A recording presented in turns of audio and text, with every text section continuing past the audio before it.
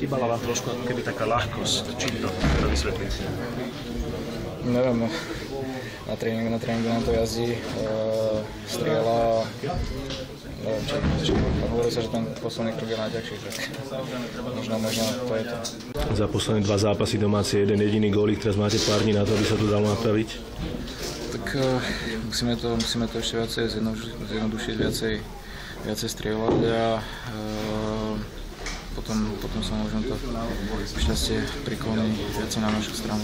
No, možno sa hlavne trošku upokojí, lebo aj teraz v závere to bolo vidieť, že ste nervózni z toho. Tak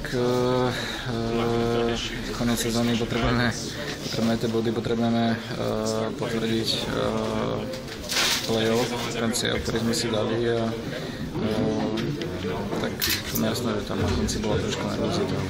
Teraz keď prídeš večer domov, budeš si aj pozerať tabuľku a počítať? No, ja to už radšej dlhšie nesledujem, len počúvam tie správy potom v šatni a spoliehať sa na druhých, to není dobré, to neprináša šťastie, alebo ako by som to povedal, musíme hľadať na seba sústrediť a zvládať tie svoje zápasy.